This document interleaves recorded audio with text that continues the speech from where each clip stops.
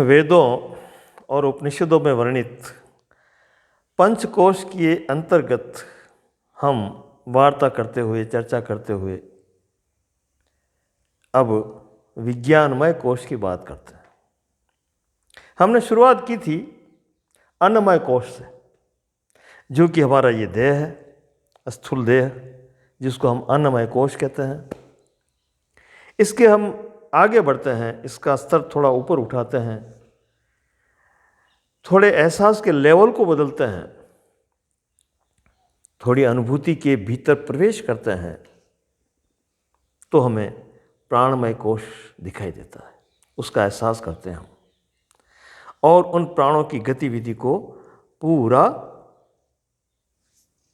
एहसास करते हुए, अनुभूत करते हुए हम देखते हैं कि वो कैसे क्रिया प्रतिक्रिया कर रहा है। उसके बाद हम और आगे बढ़ते हैं तो हमारा मनोमय कोश आता है।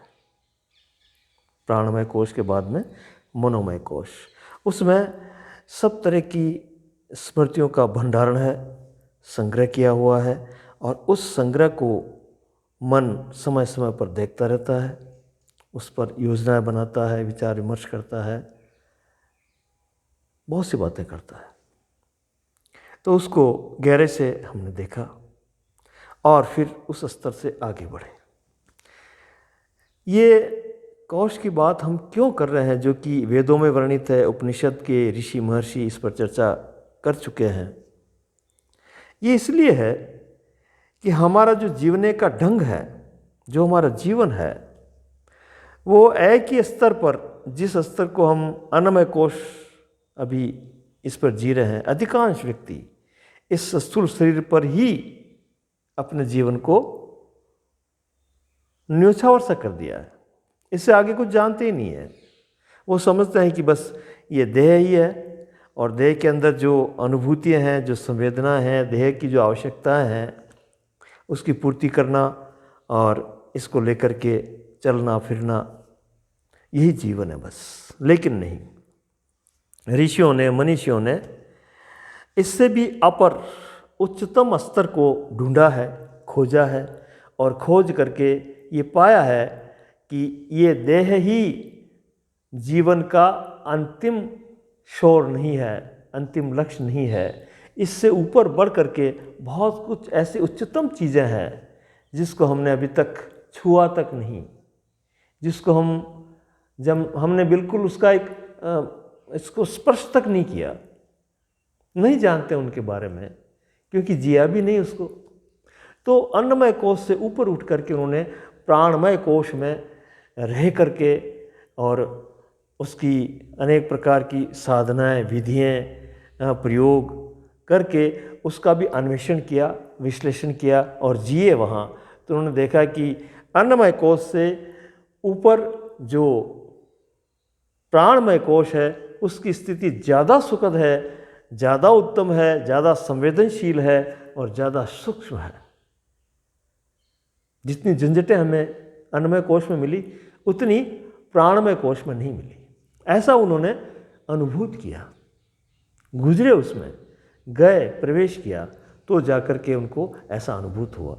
हमें इन पंचकोश को सामने रखते हुए उनके शोध का जो विषय रहा है पंचकोश का, उसमें गुजरना है, महसूस करना है, वहाँ रहना है, वहाँ जीना है। बातों से काम नहीं चलेगा, तर्क वितर्क करने से काम नहीं चलेगा, संश्लेषण और विश्लेषण से काम नहीं चलेगा। ये कार्य है जीने का, वहाँ रहना पड़ेगा, बिल्कुल सजग रह करके, सावधान रह करके, सचेत रह करके उसको महसूस करना पड़ेगा, अनुभूत करना पड़ेगा, तब जाकर के हम जान पाएंगे। वरना हम जो वर्णन करते हैं, तर्क वितर्क करते हैं, या अपनी पांडित्य प्रदर्शन करते हैं, शब्दों का जो जाल बुनते हैं, उससे कुछ भी लेना देना नहीं है। आपसे अधिक कोई दूसरा जाल बुन लेगा, कोई दूसरा तर्क वितर्क कर लेगा, कोई दूसरा जो है पलटी मार देगा। ये एक तरह की खींचातानी है, इससे उपलब्धि नहीं है, इससे एहसास नहीं है, इससे अनुभूतियाँ नहीं है। ये कोरा प्रलाप है, विवाद है। तो हम मनोमय कोश से फिर आगे विज्ञानमय कोश की ओर बढ़ते हैं। आज विज्ञानमय कोश एक खोज का विषय है, चिंतन का विषय है, चिंतन का स्तर है, एक ऐसा लेवल है ऊर्जा का जिसमें गहरी से गहरी खोजें होती है और उन खोज के अनुसार वो उसमें इतना तल्लीन हो जाता है कि बाकी के जो मन के जो विचार थे, संकल्प थे, विकल्प थे, वृत्तियाँ थी, उनको भूल जाता है। उस भीड़ में नहीं पड़ता, उस भीड़ से निकलने वाला ही विज्ञानमय कोश में आता है। उस भीड़ में से निकल करके फिर एक ही तरफ अपनी रुझान से, अपनी इच्छा से, राजी मन से उसमें लग जाता है। पुरानी चीज़ों को, अतीत में वो नहीं जीता है फिर, और फिर भविष्य की प्लानिंग भी नहीं होती है, और वर्तमान को वो याद नहीं रखता कि मैं वर्तमान में हूँ या नहीं हूँ। अगर वर्तमान में कोई देखे कि मैं वर्तमान में हूँ या नहीं हूँ, इसका मतलब उसके साथ भूत और भविष्य दो भी लगे हुए हैं, दो भी जुड़े हुए हैं, तभी तो वर्तमान याद आ रहा है। तो इन तीनों कालों से अलग एक अलग ही ऊर्ध्व गति होती है उसकी, वो प्रज्ञा की ओर प्रस्थान करता है। प्रज्ञा, वेदांत में भी कहा है प्रज्ञानम ब्रह्म। वेदांत के जो 4 महावाक्य कहा जाते हैं, महावाक्य सूत्र की तरह है वो महावाक्य ये इशारा करते हैं कि वास्तविक सार तत्व क्या है। जैसे 4 महावाक्य क्या क्या है, खैर प्रसंग में बीच में बात आ गई तो थोड़ा इशारा कर लेते हैं, इनको भी थोड़ा चर्चा में शामिल कर लेते हैं। अयमात्मा ब्रह्म, यह आत्मा ब्रह्म है एक। तत्त्वमसि, तत्त्वम असि, तू वही है, दूसरा महावाक्य। तीसरा अहम ब्रह्मास्मि, मैं ही ब्रह्म हूं। चौथा प्रज्ञानम ब्रह्म, ये प्रज्ञा ही ब्रह्म है। तो जिस प्रज्ञा की हम बात कर रहे थे, वो प्रज्ञा इस विज्ञानमय कोश के अंतर्गत हमें उपलब्ध होगी, और उसका जो आभास है, वो जो दूसरी ये 3 जो थी, कौन सी, मनोमय, प्राणमय और अन्नमय, इनसे बहुत ही ऊपर की स्थिति है, ऊपर का लेवल है। वहाँ जो जीने वाला है उसका तो कहना ही क्या।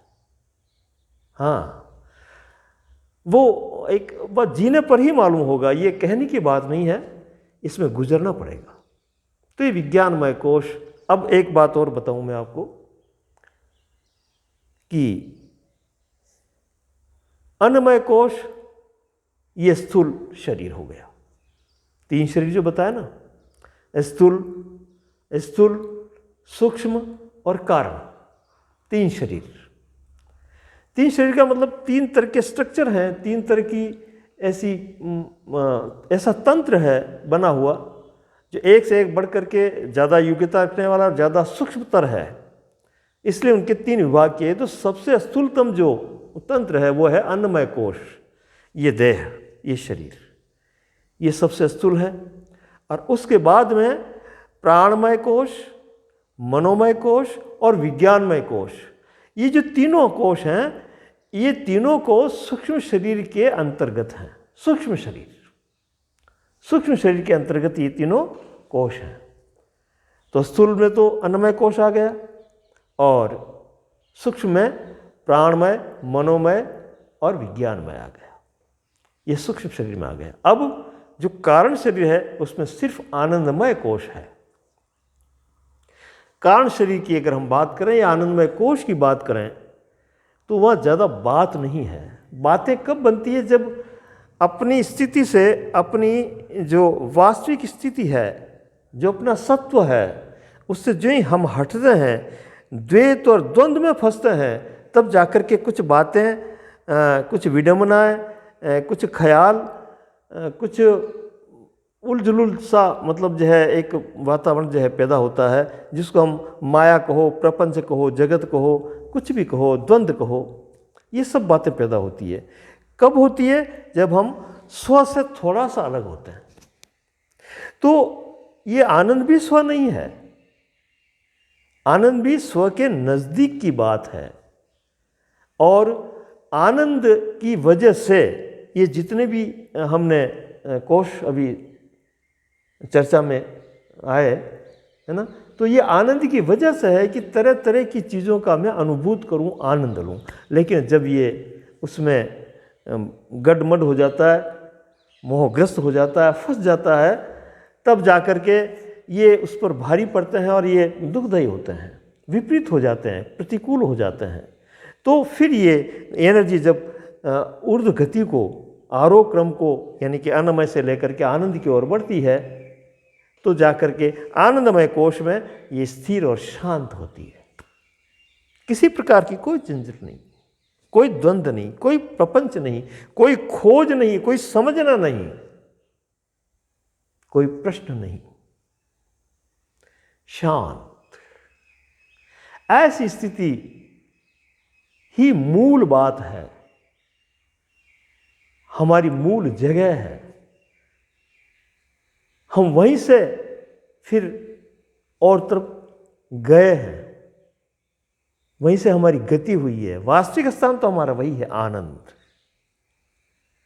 वो जब उपलब्ध हो गया, उपलब्ध का मतलब वो तो है ही, लेकिन हम थोड़ा परिधियों में भटक गए, है ना, अलग अलग परिधियाँ, मन की परिधि, बुद्धि की, श्वासोश्वास के उस योग प्रयोग में, इधर शरीर के ऊपर जो है सब कुछ जो है दांव पे लगा दिया। तो इस तरह से हम फंसते गए, तो जाकर के वो धारा का एहसास कम होता गया। है तो है, अभी भी है, उसको कहीं लाना नहीं पड़ता है, लेकिन उसको फिर से एहसास कर लिया और उसमें स्थिर रहे, आनंदित हो गए, बस ये हो गया काम पूरा। तो ये पूरी पंचकोश की जो है कहानी है। और इस कहानी में, कहानी कहने से काम नहीं चलेगा, इसको क्षमता अनुसार समझ करके रहना ज़्यादा है, समझना कम है, और इसमें गुजरना ज़्यादा है। इसमें जितना हम ज़्यादा गुजरेंगे उतना स्वतः ही समझते जाएंगे, वरना शब्दों से, तर्क वितर्क से, या किसी के कहा सुनी से, या हम कुछ कह दें, हमने कुछ ज़्यादा कहने का प्रयास करें, ये सब बेमानी बातें हैं, इससे काम नहीं चलेगा। काम तो तभी सफल होगा जब हम उसमें रह करके उसका एहसास करेंगे। रहना ही सबसे बड़ी बात है। हाँ, उनके साथ रह करके ही जाना जा सकता है, पाया जा सकता है, अनुभूत किया जा सकता है, और कोई उपाय नहीं। और तो सब उपाय जितने भी सब भटकने के हैं, सब इधर उधर होने के हैं। इसलिए विनय है, प्रार्थना है कि जो भी जिज्ञासु हैं उसमें रहने का आनंद लें। जो जो रहेंगे वो चीज़ें स्वतः आपको ऊर्ध्व गति की ओर ले जाएगी, आपको कुछ भी करने की जरूरत नहीं है। धन्यवाद।